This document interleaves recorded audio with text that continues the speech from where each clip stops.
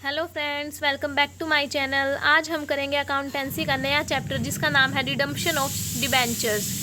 तो सबसे पहले हमें देखते हैं कि रिडम्पशन ऑफ डिबेंचर्स होता क्या है। रिडम्पशन मतलब पेमेंट कर देना, यानी कि जो डिबेंचर्स के थ्रू कंपनी ने जो लोन लिया था उसकी वापस रीपेमेंट कर देना, यानी कि जो हमने लोन लिया था ना डिबेंचर होल्डर्स से, उनके पैसे वापस कर देना, उनका जो प्रिंसिपल अमाउंट था वो वापस कर देना क्या होता है, रिडम्पशन ऑफ डिबेंचर्स होता है। डिबेंचर्स की पेमेंट करने की जो भी टर्म्स और कंडीशंस होती है ना, वो कंपनी प्रोस्पेक्टस में लिख देती है प्रोस्पेक्टस इशू करते हुए। और जब डिबेंचर होल्डर्स को डिबेंचर्स इशू किए जाते हैं तो उनके डिबेंचर सर्टिफिकेट के अंदर भी जो डिबेंचर्स की टर्म्स और कंडीशंस होती है उसकी रिडम्पशन की वो सारी मेंशन की जाती है। नेक्स्ट हम देखते हैं कि sources of finance for the redemption of debentures, यानी डिबेंचर्स की पेमेंट करने के लिए कंपनी जो है वो फाइनेंस कहाँ से लेकर आती है।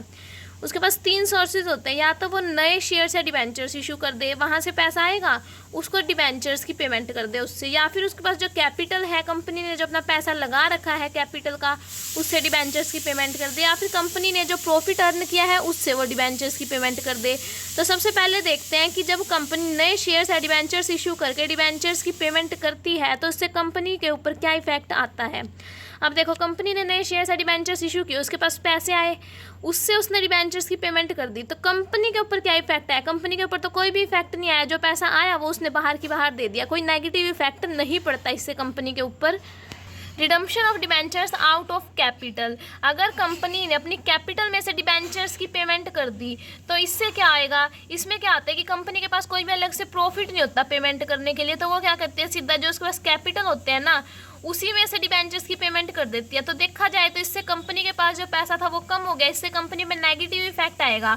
तो इस नेगेटिव इफेक्ट से बचने के लिए जो हमारी सेबी है, यानी कि security and exchange board of India, उसने कुछ गाइडलाइंस बनाई कि जब कंपनी डिबेंचर्स इशू करती है तो डिबेंचर्स की पेमेंट भी करनी होगी उसको कुछ टाइम बाद। तो इसके लिए जो सेबी है उसने गाइडलाइन बनाई कि जब कंपनी डिबेंचर इशू करती है ना तो उसको कम से कम टोटल जितने डिबेंचर्स इशू किया है उसका 25% जो है डिबेंचर रिडम्पशन रिजर्व बनाना जरूरी है। ये एक ऐसा रिजर्व होता है जिसका यूज़ जो है डिबेंचर्स की पेमेंट करने के लिए ही किया जाता है। देन नेक्स्ट थर्ड पॉइंट रहेगा redemption of debentures out of profits, यानी कंपनी ने जो प्रॉफिट अर्न किया उसमें से वो डिबेंचर्स की पेमेंट करती है। तो इससे कंपनी के ऊपर क्या इफेक्ट आएगा, इससे कंपनी के प्रॉफिट्स जो है वो कम हो जाएंगे। इट मीन्स उसके पास डिविडेंड जो शेयर होल्डर्स में डिस्ट्रीब्यूट करने के लिए पैसा जो है वो कम रह जाएगा, डिविडेंड कम मिलेगा, लेकिन इससे कंपनी की वर्किंग पे तो कोई नेगेटिव इफेक्ट नहीं आएगा, बस डिविडेंड के लिए पैसा कम बचेगा कंपनी के पास। तो ये तरीका ज़्यादा सही है। देन नेक्स्ट देखते हैं कि सेबी क्या बोलती है। SEBI guidelines for redemption of debenture, debentures की रिडम्पशन तो करनी होती है, उसके लिए सेबी ने क्या गाइडलाइंस जारी की हुई है। सेबी ने बोला है कि डिबेंचर रिडम्पशन रिजर्व जो है वो नॉन कन्वर्टिबल डिबेंचर्स के लिए बनाना जरूरी है, कंपलसरी है। नॉन कन्वर्टिबल डिबेंचर्स कौन से होते हैं, जिसको हम इक्विटी शेयर्स के अंदर चेंज नहीं कर सकते। इट मीन्स इसकी कंपनी को पेमेंट ही करनी पड़ेगी, लोन की रीपेमेंट करनी पड़ेगी, तो वहाँ पे क्या डिबेंचर रिडम्पशन रिजर्व बनाना जरूरी होता है। देन नेक्स्ट रहेगा कि जब कंपनी डिबेंचर इशू कर रही है तो कम से कम टोटल इशू का 25% डिबेंचर रिडम्पशन रिजर्व के अंदर डालना जरूरी है। ये सेबी की गाइडलाइंस के अंदर लिखा हुआ है। Exemptions to the rule of creating DRR, debenture redemption reserve, यानी कि किन कंपनीज को डिबेंचर रिडम्पशन रिजर्व बनाने की ज़रूरत नहीं है। ऐसी कंपनीज जो आरबीआई द्वारा कंट्रोल की जाती है, जैसे ऑल इंडिया फाइनेंशियल इंस्टीट्यूशन जिसे आरबीआई कंट्रोल करता है, कोई और फाइनेंशियल इंस्टीट्यूशन हो, कोई वित्तीय संस्था हो जिस पे आरबीआई का कंट्रोल हो, या फिर बैंकिंग कंपनीज जिन्होंने डिबेंचर्स इशू किए हुए हैं, चाहे पब्लिकली किए हो या प्राइवेटली किए हो। हाउसिंग फाइनेंस कंपनीज जो कि रजिस्टर्ड है नेशनल हाउसिंग बैंक में, उनको भी बनाना जरूरी नहीं होता। फिर हम देखते हैं कि हमने रिजर्व तो बना लिया, हम उसको बैलेंस शीट में कहाँ शो करेंगे। डिबेंचर रिडम्पशन रिजर्व को जो बैलेंस शीट के अंदर हेड होता है ना, इक्विटी एंड लाइबिलिटीज़, उसके अंदर शेयर होल्डर्स फंड, उसके अंदर सब हेड होता है, फिर रिजर्व एंड सरप्लस, वहाँ पे शो किया जाता है। अब जैसे हमने डिबेंचर रिडम्पशन रिजर्व के अंदर 25% डाला है, फिर जब डिबेंचर्स की पेमेंट की टाइम आती है तब हम क्या करते हैं कि जितना हमने इस साल लोन पे करना है ना, जितना परसेंट उतना ही परसेंट हम डीआरआर में से ले लेते हैं। जैसे कि एग्जांपल के लिए देखते हैं, हमारे डिबेंचर आउटस्टैंडिंग है 20 लाख रुपए के और रिजर्व क्रिएट कर रखा है 5 लाख रुपए का, तो हमने इस साल 40% पे करना है, यानी कि 8 लाख रुपए पे करने हैं।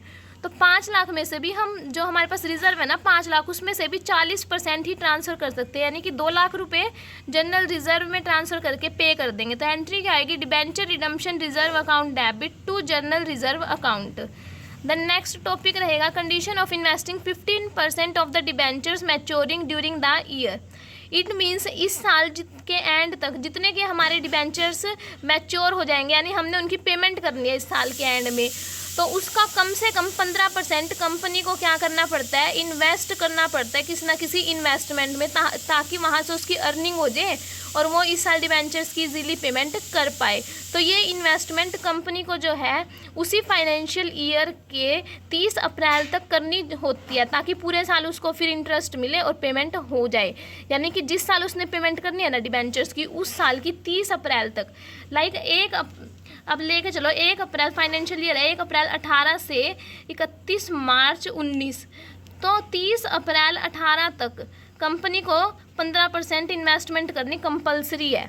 द नेक्स्ट रहेगा method of redemption of debentures, यानी कि कंपनी डिबेंचर्स की पेमेंट किन किन मेथड्स के थ्रू करती है। 4 मेथड है। Lump sum payment at the end of fixed period, यानी कि किसी भी फिक्स्ड पीरियड के, लाइक 5 साल दे दिए कंपनी को डिबेंचर होल्डर है, तो 5 साल के एंड में कंपनी जो है इकट्ठे पैसे दे दे, चाहे 20 लाख हो चाहे 30 लाख हो, इकट्ठे दे दे। फिर रहेगा redemption of debentures in installments या फिर बाय ड्रॉ ऑफ लोट्स, यानी कि किश्तों में अगर कंपनी डिबेंचर्स की पेमेंट कर रही है, लाइक 1 साल बाद 2 लाख रुपए दे दिए, अगले साल फिर 2 लाख रुपए दे दिए, ऐसे किश्तों में पेमेंट करना। By the purchase of own debentures in the open market, यानी कि मार्केट में जाके कंपनी ने खुद के डिबेंचर्स वापस परचेज कर लिए, तो वहाँ पे भी उसने पेमेंट कर दी डिबेंचर होल्डर की, इस टाइप से। Bye conversion into shares, shares के अंदर अगर डिबेंचर कन्वर्ट हो गए तब भी डिबेंचर्स के ऊपर जो उनकी लाइबिलिटी बनती थी वो ख़त्म हो जाती है। 4 मेथड है जिसके थ्रू कंपनी अपने डिबेंचर्स की पेमेंट करती है।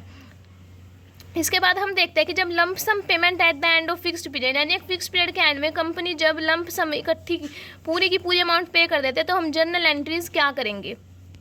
सबसे पहले रहेगा on 31 March of the previous year, यानी इस साल अगर हमने पेमेंट करनी है, 2018 में हमने डिबेंचर्स की पेमेंट करनी है, तो 2017 के एंड तक कंपनी क्या करेगी कि उसके जो प्रॉफिट्स हैं ना 2017 के, उसमें से 25% डिबेंचर्स की वैल्यू का 25% उसे क्या करना होता है, डिबेंचर रिडम्पशन रिजर्व के अंदर डालना होता है। तो एंट्री होगी surplus in statement of profit and loss account debit to debenture redemption reserve account.